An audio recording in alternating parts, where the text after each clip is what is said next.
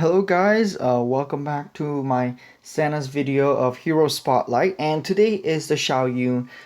He is also, one of the characters that came out with the Quan Yu and Chosun with the Three Warring Empire thing, and he is also in here. In the Korean one, I believe it's a fighter, and then in global one they changed to defense, I believe. And there are some skill difference as well, so I will go ahead and explain that in a little bit. But he is at level, let's say 40. He is really squishy. 3,000 life is generally, really squishy. Although he does a lot of damage, 1600 attack is pretty good, but in order to compensate for that, his passive is that has any kind of physical damage immunity for 3 turns. So and also increase chance for critical really high for himself, and this skill basically allows him to sustain for a while, although he will be extremely weak against the magic decks. So for instance, when Velika and things like that will easily kill him. But and also regular attack. This was added as a later buff. Regular attack reduces his skill cooldown by 10 seconds, which is still good. And let's just go ahead and look at his skills. And I believe he was one of my first heroes that I got from random 4-star as well. And then he did help me a lot since he doesn't take any damage from the magic. So here it is. This is the first skill. And he throws the spear at the end. So this one is a single target skill with 230% of the physical damage and 74-second cooldown. So that's really short. And then the second one is 3-person target with 150% second and 70. Again, once again, is really short, as well as his regular attack will reduce his skill cooldown by 10 seconds. So he's really good in a sense where he can constantly spam his skills. So here it is. Now let me go ahead and then transfer over to the global one to see some of the difference as well. So here it is. Now you can see that Xiao Yun is a defensive hero, and the skill is also very different.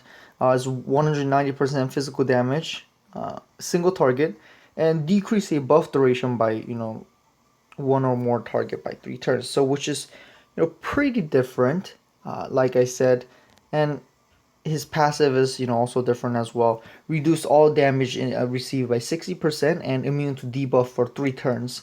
So he has, in my opinion, he has less sustain, but you can see also that the HP life is also different. So since he was changed into defensive hero instead of offensive, uh, they did buff him his health and they reduce his attack to balance things out.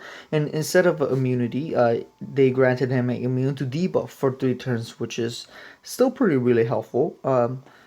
From like a Chris, Spike, and some of the Delans and things like that. So that helps. And his other skill, uh, 3 enemy with 100% physical and bleeds the target.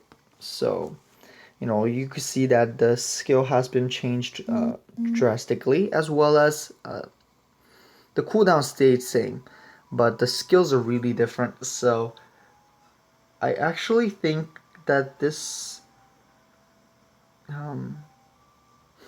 decreasing the buff duration by 3 turns will really help, but he doesn't really have that much of a sustain. And this is 4,200 life at level 40 compared to, for instance,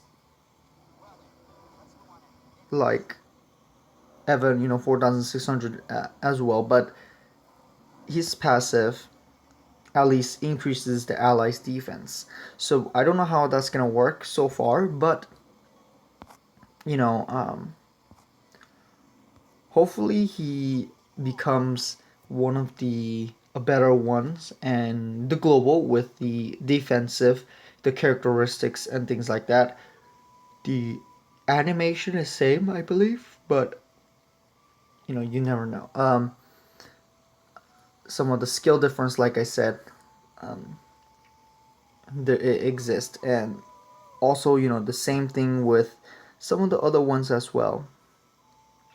So, like a Chosun's passive is also different. So make sure you guys check it out. And I think they are doing making heroes with certain the skills and passive, and either they might buff it or they might just skip the step and then just come out as already buffed form. So that's one of the reason why there's some skill difference with the Korean and the global one. So make sure you guys check those out, and I hope this was helpful.